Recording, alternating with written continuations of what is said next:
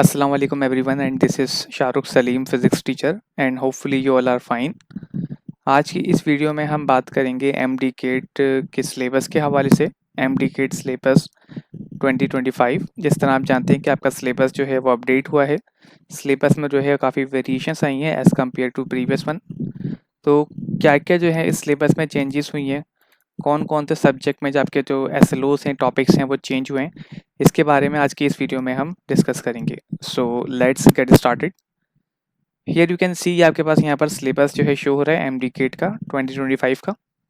अब जिस तरह आप जानते हैं, पहले अगर आप देखें जो आपका प्रीवियस सिलेबस था 2024 तक, तो वहाँ पर क्या था कि आपके पास टोटल जो है 5 सेक्शंस थे।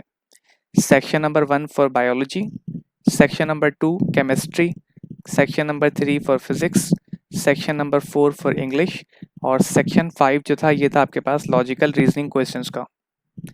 अब इसी की अगर हम बात करें टोटल नंबर ऑफ एमसीक्यूज़ की, तो आपके पास जो टोटल नंबर ऑफ एमसीक्यूज़ पहले जो थे आपके पास वो 200 थे, और अब जो आपके पास टोटल नंबर ऑफ एमसीक्यूज़ हैं ये आपके पास रिड्यूस हो गए 180। तो पहले जो है वो 200 आपके पास एमसीक्यूज़ थे और अब आपके पास ये एमसीक्यूज़ हो गए 180 के इक्वल। फिर इसी तरह अगर हम बात करें ड्यूरेशन के हवाले से, तो लास्ट टाइम जो आपका ड्यूरेशन था वो था 3.5 आवर्स, और अब ये टाइम जो है ये ड्यूरेशन ये रिड्यूस कर दिया गया और ये हो गया 3.5 से 3 आवर्स। इसके अलावा अगर हम फॉर्मेट की बात करें तो वही एमसीक्यूज़ बेस्ड आपका पेपर है। इसके अलावा अगर हम पासिंग मार्क्स की बात करें तो मिनिमम पासिंग मार्क्स जो थे आपके पास फॉर एमबीबीएस, तो ये था आपके पास पहले जो थे वो 65% समथिंग थे, और इसको भी अब रिड्यूस कर दिया गया 55% तक। तो 55% जो है ये आपके इसमें पासिंग मार्क्स है मिनिमम।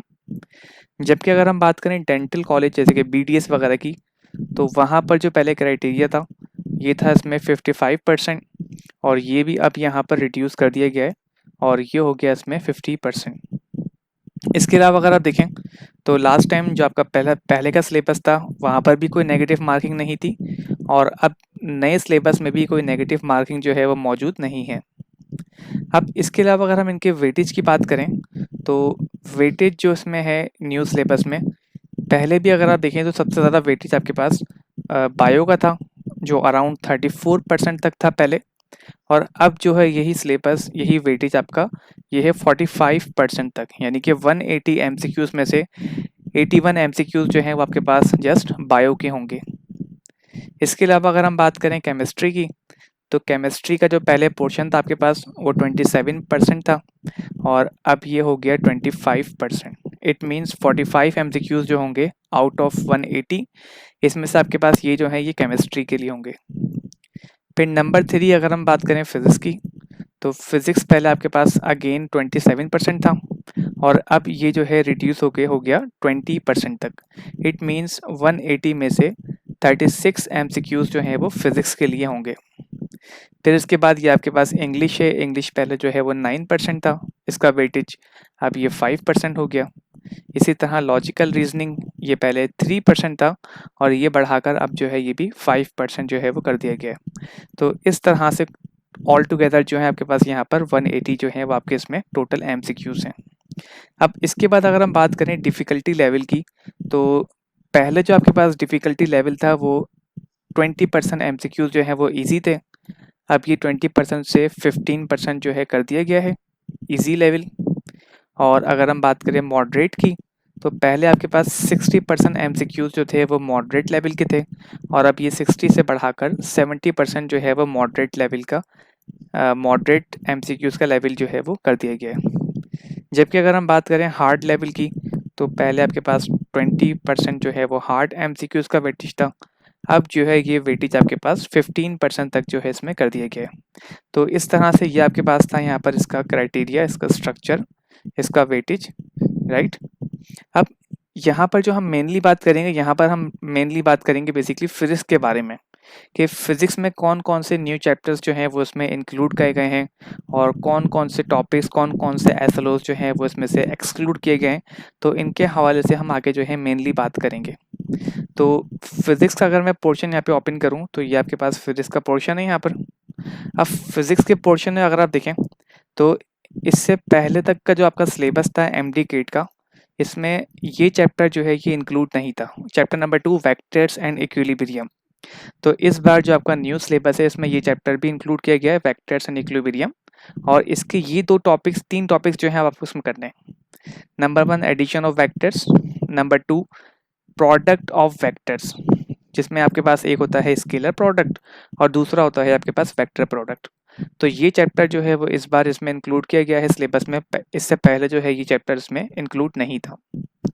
जबकि अगर आप देखें chapter number 2 force and motion, ये चैप्टर जो है ये पहले भी इंक्लूड था आपके सिलेबस में और इस बार भी ये सिलेबस जो है आपके ये चैप्टर जो है इस सिलेबस में इंक्लूड है।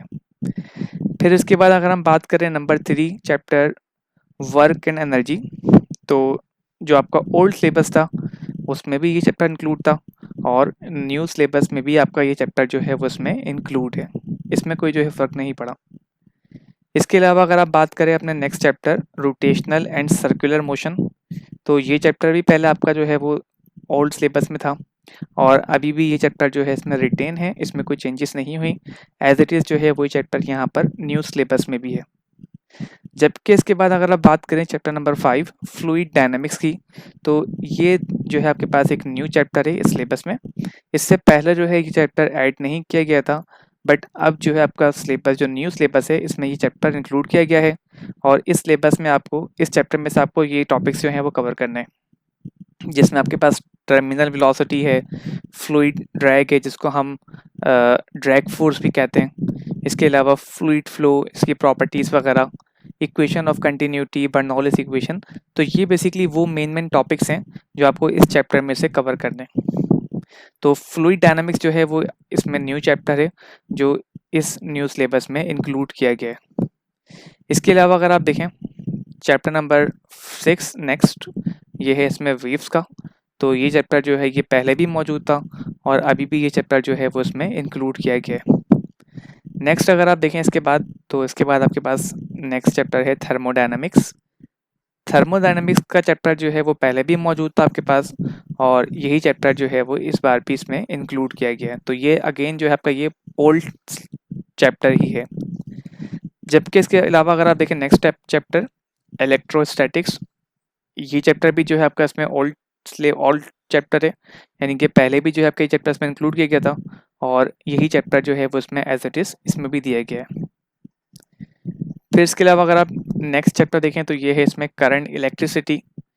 ये चैप्टर भी आपके पास जो है वो इसका पुराना चैप्टर है, यानी कि पहले का जो सिलेबस था उसमें भी आपके पास ये चैप्टर जो है इसमें इंक्लूड था और ये जो है इसके टॉपिक्स थे। इसके अलावा अगर आप देखें तो आपके पास ये नेक्स्ट चैप्टर इलेक्ट्रोमैग्नेटिज्म, ये भी आपके पास जो है आपका एक ओल्ड चैप्टर है, यानी कि पहले के सिलेबस में भी ये मौजूद था और जो आपका न्यू सिलेबस है इसमें भी ये टॉपिक जो है चैप्टर जो है वो उसमें मौजूद है। जबकि अगर आप देखें इसके अलावा नेक्स्ट इलेक्ट्रोमैग्नेटिक इंडक्शन, ये भी आपके पास जो है सभी कोई चेंज नहीं हुआ, ये भी वही आपका पुराना चैप्टर है, पहले के सिलेबस में भी ये चैप्टर मौजूद था। जबकि अगर आप ये देखें ऑल्टरनेटिंग करंट, चैप्टर नंबर 12 यहाँ पे दिया गया है, ये चैप्टर जो है वो इसमें इस बार इंक्लूड किया गया है। चैप्टर नंबर 12 में क्या किया गया है कि ये वो टॉपिक्स हैं आपको जो इसमें कवर करने हैं, जिसमें आपके पास फेस ऑफ ऑल्टरनेटिंग करंट है, 90 degree face, 0 degree face, out of face. इसके अलावा जो इसकी टर्मिनोलॉजीज होती हैं जैसे कि लीड हो गया आपके पास, लैग हो गया, तो ये टर्मिनोलॉजीज आपको पढ़नी है। इसके अलावा आपके पास सर्किट्स पढ़ने हैं एसी थ्रू डिफरेंट लोड्स, जैसे कि resistive load, capacitive load, inductive load. In different loads पर करंट और वोल्टेज का क्या रिलेशन होता है, किस तरह से बिहेव करते हैं, क्या इनका फेज डिफरेंस होता है, तो ये इनके लिए आपको इसमें टॉपिक्स पढ़ने हैं। तो ये चैप्टर इस बार जो है न्यू सिलेबस में इंक्लूड किया गया है। इसके अलावा अगर आप देखें नेक्स्ट चैप्टर इलेक्ट्रॉनिक्स जो है ये आपका इसमें अगेन ओल्ड चैप्टर है, पहले के सिलेबस में भी ये चैप्टर जो है वो दिया गया था। जबकि यहाँ पर अगर आप देखें तो उसमें एक टॉपिक, एक एसएलओ जो है वो इसमें और ऐड किया गया है। इससे पहले जो आपके पास चैप्टर था इलेक्ट्रॉनिक्स, उसमें जस्ट आपके पास ये एक टॉपिक था रेक्टिफिकेशन। जबकि जो न्यू सिलेबस है चैप्टर सेम है, जबकि आपके पास जो टॉपिक है वो उसमें एक न्यू ऐड किया गया है पीएन जंक्शन। तो पीएन जंक्शन जो है इस चैप्टर का एक न्यू टॉपिक इसमें ऐड किया गया है इस न्यू सिलेबस में। फिर इसके अलावा नेक्स्ट चैप्टर है आपके पास एडवेंट ऑफ मॉडर्न फिजिक्स। इसका जो एसएलओ है, जो टॉपिक है, ये भी ओल्ड है, जो पहले के सिलेबस में था वही अगेन जो है इसमें रखा गया है।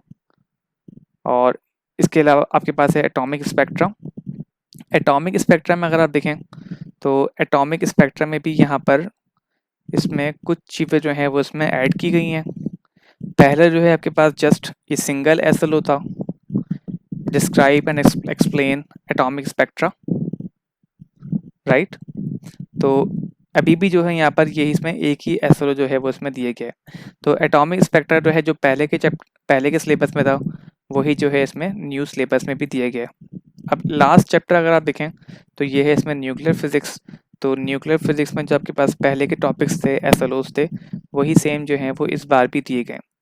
तो इस तरह अगर हम देखें इन शॉर्ट, तो पहले जो है सिलेबस में आपके पास टोटल 13 चैप्टर्स हुआ करते थे। इस बार जो है आपके पास 3 चैप्टर जो हैं वो इसमें और इंक्लूड किए गए। तो ऑल टुगेदर जो है आपके पास यहाँ पर ये 16 चैप्टर्स जो हैं वो उसमें हो गए। तो इस तरह पे ये जो है आपके पास न्यू सिलेबस था MDCAT का 2025 का। एंड आई होप सो आप सबको यहाँ तक क्लियर भी होगा। And thank you so much, take care, अल्लाह हाफिज़।